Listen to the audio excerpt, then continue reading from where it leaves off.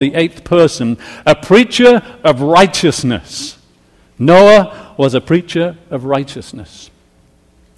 And any preacher of righteousness sent of God, as Noah was, to plead for any sinful generation, finds it impossible to preach righteousness without also reproving sin at the same time. And that's exactly what Noah did. So as he pounded nails, as he sawed logs, he explained to people, he proclaimed, over here God is providing a physical refuge from the storm. And over here there's an altar that you can have a spiritual refuge. If you go to the spiritual refuge first, then you can have a physical refuge in the ark. See, God would only allow righteous people who'd repented of their sins to enter that vessel. It wasn't cheap grace that Noah was preaching as he built that boat. And so, beside the ribs and the struts and the superstructure of that growing giant mammoth ship, there was the altar. And after pounding nails, Noah would go down to the altar. And if you're thinking, Pastor Mike, did he know about the altar? Yes, he did. If you go to Genesis chapter 8, verse 20, you see that after the flood he built an altar and offered sacrifices. So he certainly knew about sacrifices beforehand. But there at that altar, Noah would offer the animal sacrifice, the sacrificial lamb. As the inquisitive antediluvians would come around and watch this eccentric old man, first building a ship, then building an altar. But there as he offered up the sacrificial lamb, he came under the mercy of the atoning blood of what was prefiguring Jesus Christ. And there beside that altar, Noah found the physical refuge that prepared him and qualified him.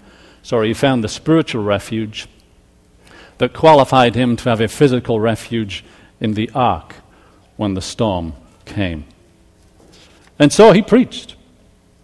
For 120 years, he told the people, come to the altar, then come into the ark. But did they heed his warnings? Absolutely not.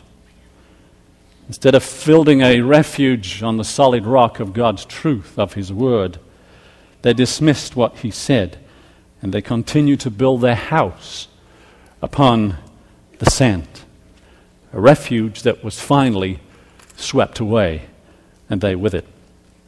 But as Noah thundered forth the truth from his pulpit of lumber, there around him stood the naysayers, the intellectual giants of his age, the religious leaders of his age, saying, how ridiculous that this man is building a boat. How ridiculous that there's going to be this thing called rain. What is rain? We've never seen rain. What a senseless notion this is. It never rained and it never will. And as for building an ark, Noah will see what a fool he makes of himself when it's all finished and he has no place to float his boat. Bring it on, Noah. But for 120 years, he sawed those logs, and he pounded those nails, and he told those people what was coming. He said, get aboard the boat. Leave your sins behind. You can't take your possessions with you, but something far more than your possessions God bids you to accept, and that is the salvation of your souls. But unfortunately, there were the naysayers. They brought on their speeches of smooth words to counteract what Noah said. They dissipated all sense of urgency, all fear and alarm. And so the people listened, and everything was at peace again. And sad to say, the antediluvians, they exchanged the refuge of truth for a refuge of lies. They built their house upon the sand. And the only means of their physical and spiritual salvation, they thumbed their nose because they said, this eccentric old man, he's not of God, he doesn't know what he's doing. How well the words of the Apostle Paul apply to that generation. 2 Corinthians chapter 4, verse 3, it says, but if our gospel be hid, it is hid for them that are lost. You see, as the antediluvians rejected the light, that light became darkness. That which they thought was evil, they accepted as good. That's just the way it is when you reject light. And so the God of this world, he blinded their eyes. It says, in whom the God of this world hath blinded the minds of them which believe not, lest the light of the glorious gospel of Christ, who is the image of God, should shine unto them. But however much the antediluvians reinforced their refuge of lies and falsehoods, however much they rejected the light, they could not destroy the truth of God. They could not prevent the determined purposes of God that he had decreed through Noah. And God declares to all who reject his refuge of truth for a refuge of lies and falsehoods, he makes it very clear, and he's shown this in every age, and especially in Noah's age, that the refuge of lies will finally be swept away. In Isaiah chapter 28, verse 17, he says, judgment also will I lay to the line, and righteousness to the plummet. And the hail shall sweep away the refuge of lies, and the waters shall overflow the hiding place. Where are you hiding, friends? Where are you hiding? And your covenant with death shall be disannulled, and your agreement with hell shall not stand. You see, these people thumbed their noses and said, we've made a covenant with death and hell. Nothing can harm us. We're safe.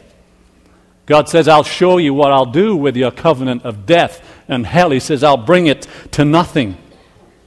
And your covenant with death and hell shall be disannulled, and your agreement with hell shall not stand. When the overflowing scourge shall pass through, then you shall be trodden down with it. Fearful words. And how terrible indeed it was when the refuge of lies was swept away. That day they woke up for the first time, they'd never known it, there was clouds in the sky. And the sky was dark, and bit by bit drops of water fell to the earth. And the wind blew up, kind of chill and cold. And a fear and apprehension began to grip them. And the thought came to their mind, perhaps Noah's right. Noah was right. But they found out too late. And the waters came down in cataracts, and the fountains of the great deep burst forth. And this world, which they thought would just go on forever because we're safe under our refuge of lies, was swept away. And they were swept away with it.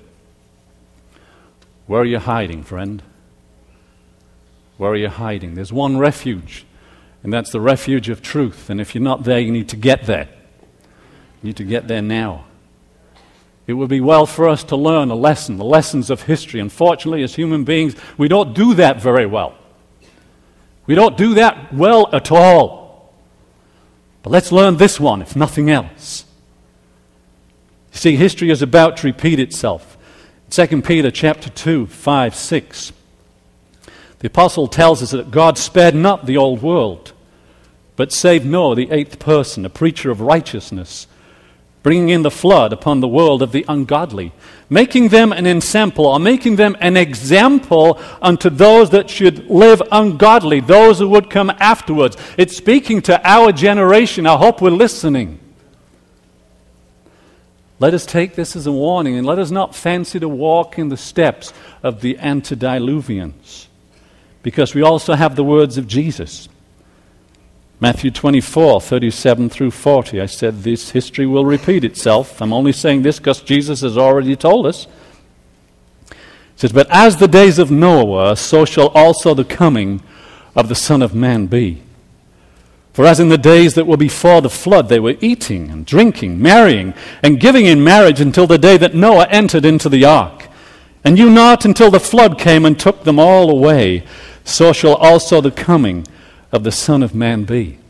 Genesis, it tells us their thoughts were just evil continually. It says the whole earth was filled with violence. Jesus doesn't mention that. He mentions things which themselves, within themselves are fine. He says they were eating and drinking and marrying and giving in marriage. There is nothing wrong in those things in themselves, but this generation, they took them to an excess, and that's the problem.